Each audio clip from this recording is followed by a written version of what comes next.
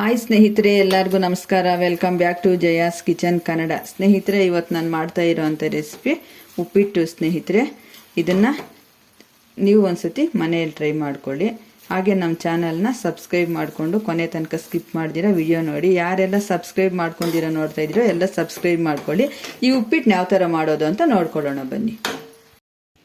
ಉಪ್ಪಿಟ್ಟು ಮಾಡೋದಕ್ಕೆ ಬೇಕಾಗಿರುವ ಪದಾರ್ಥಗಳು ನೋಡ್ಕೊಳ್ಳೋಣ ಬನ್ನಿ. ನಾನಿಲ್ಲಿ 1 ಗ್ಲಾಸು ಉಪ್ಪಿಟ್ಟು ರವೆ ತಗೊಂಡಿದ್ದೀನಿ, ಸ್ವಲ್ಪ ಕರಿಬೇವು ತಗೊಂಡಿದ್ದೀನಿ, 2 ಈರುಳ್ಳಿನ ಈ ಥರ ಕಟ್ ಮಾಡಿ ಇಟ್ಕೊಂಡಿದ್ದೀನಿ, ಒಂದು 7 ರಿಂದ 8 ಹಸಿಮೆಣಸಿನ್ಕಾಯಿ ಕಟ್ ಮಾಡಿ ಇಟ್ಕೊಂಡಿದ್ದೀನಿ, ಒಂದು ಅರ್ಧ ಲೆಮನ್ ಬೇಕು, ಸ್ವಲ್ಪ ಕೊತ್ತಂಬರಿ ಸೊಪ್ಪು, ಸ್ವಲ್ಪ ಗೋಡಂಬಿ ತಗೊಂಡಿದ್ದೀನಿ, ಸ್ವಲ್ಪ ಕಡಲೆಬೇಳೆ, ಉದ್ದಿನಬೇಳೆ, ಜೀರಿಗೆ ಸ್ವಲ್ಪ ತಗೊಂಡಿದ್ದೀನಿ, ಸ್ವಲ್ಪ ಸಾಸಿವೆ ತಗೊಂಡಿದ್ದೀನಿ, ಸ್ವಲ್ಪ ಕೊಬ್ಬರಿ, 1 ಗ್ಲಾಸ್ ಹಾಲು. ಇದನ್ನೆಲ್ಲ ಸೇರಿಸಿ ಯಾವ ಥರ ಮಾಡೋದು ಅಂತ ನೋಡ್ಕೊಳ್ಳೋಣ ಬನ್ನಿ. ನೋಡಿ, ನಾನು ರವೆ ಹುರ್ಕೊಳ್ಳೋದಕ್ಕೆ ಒಂದು ಫ್ಯಾನ್ ಇಟ್ಕೊಂಡಿದ್ದೀನಿ. ಇವಾಗ ನೋಡಿ, 1 ಗ್ಲಾಸ್ ರವೆ ಸೇರಿಸ್ಕೊತಾ ಇದ್ದೀನಿ. 1 ಗ್ಲಾಸ್ ರವೆಗೆ 3 ಗ್ಲಾಸ್ ಅಷ್ಟು ನೀರು ಸೇರಿಸ್ಕೊಬೇಕು.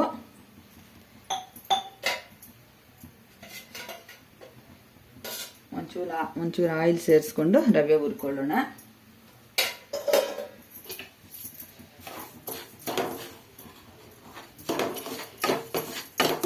ನಿಧಾನಕ್ಕೆ ಹುರ್ಕೊಳ್ಳೋಣ. ಈ ಥರ ಉಪ್ಪಿಟ್ಟು ನೀವು ಮನೆಯಲ್ಲಿ ಒಂದ್ಸತಿ ಮಾಡ್ಕೊಳ್ಳಿ. ಈ ಥರ ಉಪ್ಪಿಟ್ಟು ಒಂಥರ ಸ್ಪೆಷಲ್ ಉಪ್ಪಿಟ್ಟು ಅಂತ ಹೇಳ್ಬೋದು. ಈ ಉಪ್ಪಿಟ್ಟು ತುಂಬ ಚೆನ್ನಾಗಿರುತ್ತೆ. ಇವಾಗ ರವೆ ಈ ಕಡೆ ಹುರ್ಕೊತಾ ಇದ್ದೀವಲ್ಲ, ಇನ್ನೊಂದು ಕಡೆ 1 ಗ್ಲಾಸ್ ರವೆಗೆ 3 ಗ್ಲಾಸ್ ನೀರು ಸೇರಿಸ್ಕೊಬೇಕು. ಆವಾಗ ಉಪ್ಪಿಟ್ಟು ತುಂಬ ಚೆನ್ನಾಗಿ ಬರುತ್ತೆ. ಒಂದು ಕಡೆ ನೀರು ಕಾಯಿಸ್ಕೊಳ್ಳೋಕ್ಕೆ ಇಟ್ಕೊಳ್ಳೋಣ. ಆವಾಗ ಬೇಗ ಆಗುತ್ತೆ ಉಪ್ಪಿಟ್ಟು. ಒಗ್ಗರಣೆ ಮಾಡ್ಕೊಳ್ಳೋಷ್ಟರಲ್ಲಿ ರವೆನೂ ತಣ್ಣಗಾಗಿರುತ್ತೆ, ನೀರು ಕಾದಿರುತ್ತೆ.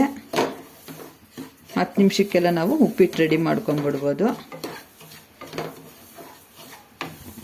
ಈ ಥರ ಕೆಂಪುಗೆ ಹುರ್ಕೊಳ್ಳೋಣ ರವೆ.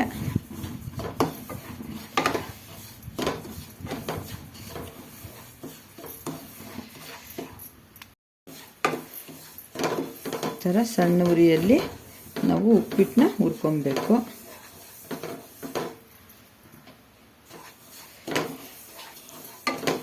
ಈ ಥರ ವೈಟ್ ಉಪ್ಪಿಟ್ಟು, ಈ ಥರ ವೈಟ್ ಆಗಿರೋ ಉಪ್ಪಿಟ್ಟನ್ನ ನೀವು ಒಂದ್ಸತಿ ಮನೆಯಲ್ಲಿ ಮಾಡ್ಕೊಂಡು ತಿನ್ನಿ. ತುಂಬ ಚೆನ್ನಾಗಿರುತ್ತೆ, ಸ್ಪೆಷಲ್ ಆಗಿರುತ್ತೆ ಈ ಥರ ಉಪ್ಪಿಟ್ಟು.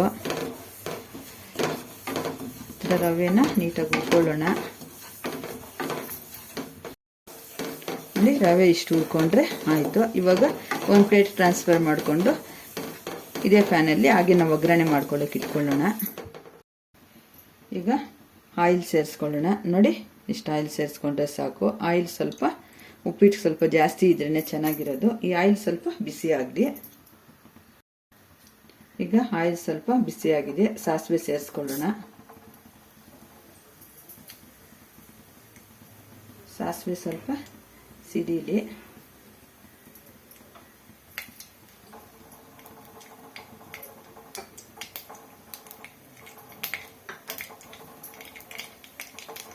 ಈಗ ಕಡಲೆಬೇಳೆ ಸೇರಿಸ್ಕೊಳ್ಳೋಣ. ಕಡಲೆಬೇಳೆ, ಉದ್ದಿನಬೇಳೆ, ಜೀರಿಗೆ ಎಲ್ಲ ಸೇರಿಸ್ಕೊಂಡು ಸ್ವಲ್ಪ ಫ್ರೈ ಮಾಡ್ಕೊಳ್ಳೋಣ.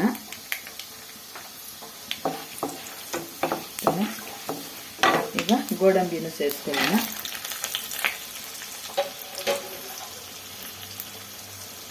ಎಲ್ಲ ಸೇರಿ ಈ ಥರ ಫ್ರೈ ಮಾಡ್ಕೊಳ್ಳೋಣ.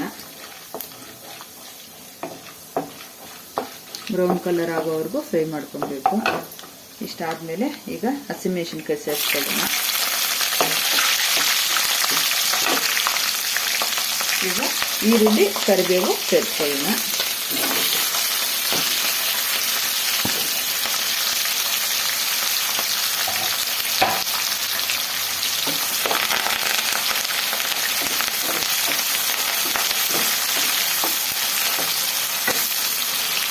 ನಮ್ಮನೆಯಲ್ಲಿ ಈ ಥರ ಉಪ್ಪಿಟ್ಟು ಎಲ್ಲರಿಗೂ ತುಂಬ ಇಷ್ಟ. ಈ ಥರ ಉಪ್ಪಿಟ್ಟು ನಾನು ವಾರಕ್ಕೊಂದ್ಸತಿ ಮಾಡೇ ಮಾಡ್ತೀನಿ.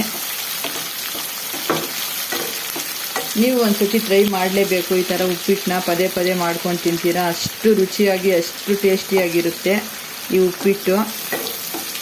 ಉಪ್ಪಿಟ್ಟು ತಿನ್ನಲ್ಲ ಅನ್ನೋರೆಲ್ಲ ವಾರಕ್ಕೊಂದ್ಸತಿ ಮಾಡ್ಕೊಂಡು ತಿಂತೀರಾ.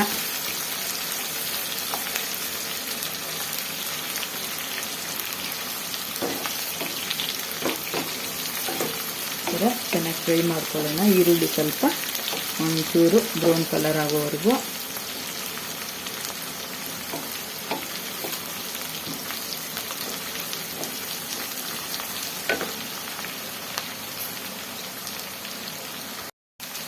ಇಷ್ಟ ಆದರೆ ಸಾಕು. ಇವಾಗ ನೀರು ಸೇರಿಸ್ಕೊಳ್ಳೋಣ.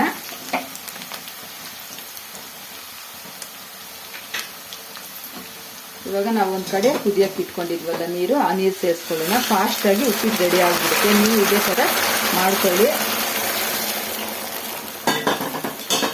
10 ನಿಮಿಷಕ್ಕೆಲ್ಲ ನಾವು ರೆಡಿ ಮಾಡ್ಕೊಂಡ್ಬಿಡ್ಬೋದು ಈ ಉಪ್ಪಿಟ್ಟನ್ನ. ಈ ಟೈಮಲ್ಲಿ ಹಾಲು ಸೇರಿಸ್ಕೊಳ್ಳೋಣ. ಚೆನ್ನಾಗಿ ಮಿಕ್ಸ್ ಮಾಡ್ಕೊಳ್ಳೋಣ ಈ ಥರ.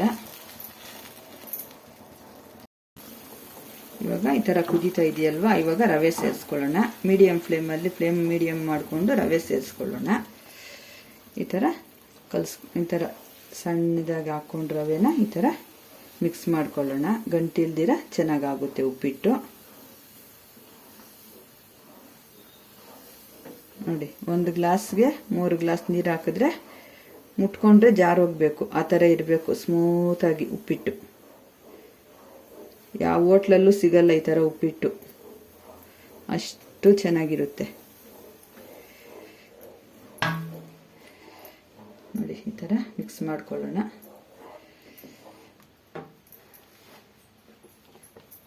ಈ ಥರ ಮಿಕ್ಸ್ ಮಾಡಿ ಒಂದು ಲಿಡ್ ಕ್ಲೋಸ್ ಮಾಡಿ 1-2 ನಿಮಿಷ ಬಿಡೋಣ. ನೋಡಿ, ನಾವು 2 ನಿಮಿಷ ನಾವು ಮುಚ್ಚಿಟ್ಟಿದ್ವಲ್ಲ ಉಪ್ಪಿಟ್ಟು ಮೇಲೆ ಪ್ಲೇಟು. ಇವಾಗ ಯಾವ ಥರ ಆಗಿದೆಯೋ ನೋಡೋಣ. ನೋಡಿ, ಈ ಥರ ಮಿಕ್ಸ್ ಮಾಡ್ಕೊಳ್ಳೋಣ. ಈ ಉಪ್ಪಿಟ್ಟಿಗೆ ಈ ಟೈಮಲ್ಲಿ ಉಪ್ಪು ಸೇರಿಸ್ಕೊಬೇಕು ನಾವು, ಮೊದಲೇ ಸೇರಿಸಬಾರ್ದು. ನೋಡಿ, ರುಚಿಗೆ ತಕ್ಕಷ್ಟು ಉಪ್ಪು ಸೇರಿಸ್ಕೊಳ್ಳೋಣ. ಚೆನ್ನಾಗಿ ಇವಾಗ ಮಿಕ್ಸ್ ಮಾಡ್ಕೊಳ್ಳೋಣ.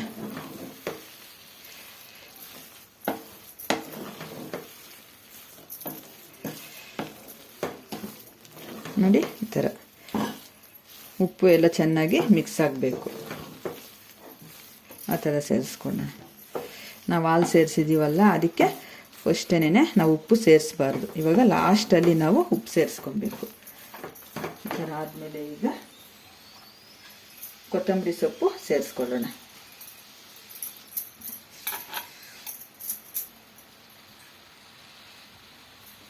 ಇವಾಗ ಒಂದು ಅರ್ಧ ನಿಂಬೆಹಣ್ಣು ರಸನ ಇವಾಗ ಸೇರಿಸ್ಕೊಳ್ಳೋಣ. ಅರ್ಧ ಹೋಳಷ್ಟು ನಿಂಬೆಹಣ್ಣು ರಸನ ಸೇರಿಸ್ಕೊಳ್ಳೋಣ. ಈ ಟೈಮಲ್ಲೇ ನಾವು ಕಾಯಿ ತುರಿನೂ ಸೇರಿಸ್ಕೊಳ್ಳೋಣ.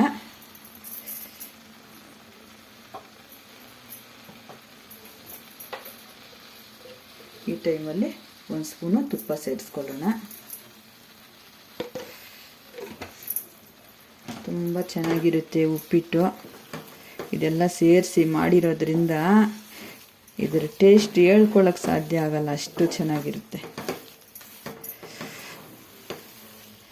ಕಂಪ್ಲೀಟಾಗಿ ಉಪ್ಪಿಟ್ಟು ರೆಡಿ ಆಯ್ತು. ಇವಾಗ ಈ ಉಪ್ಪಿಟ್ಟನ್ನ ನೀವು ಒಂದ್ಸತಿ ಮನೇಲಿ ಟ್ರೈ ಮಾಡಲೇಬೇಕು. ಮಾಡಿ ಯಾವ ಥರ ಬಂತು ಅಂತ ಕಮೆಂಟ್ ಮಾಡಿ. ಸ್ಮೂತಾಗಿರೋ ಉಪ್ಪಿಟ್ಟು ರೆಡಿ ಆಯ್ತು. ಇವಾಗ ಲಿಡ್ ಕ್ಲೋಸ್ ಮಾಡಿ ಇವಾಗ ಸರ್ವ್ ಮಾಡೋಣ. ಬಿಸಿ ಬಿಸಿ ಉಪ್ಪಿಟ್ಟು ರೆಡಿಯಾಗಿದೆ. ಈ ವಿಡಿಯೋ ಇಷ್ಟವಾದಲ್ಲಿ ಲೈಕ್ ಮಾಡಿ, ಶೇರ್ ಮಾಡಿ, ಕಮೆಂಟ್ ಮಾಡಿ. ಹಾಗೆ ನಮ್ಮ ಚಾನಲ್ನ ಸಬ್ಸ್ಕ್ರೈಬ್ ಮಾಡಿಕೊಂಡು ಸ್ಕಿಪ್ ಮಾಡ್ದಿರೋ ಕೊನೆ ತನಕ ವಿಡಿಯೋ ನೋಡಿ. ತುಂಬ ಧನ್ಯವಾದಗಳು.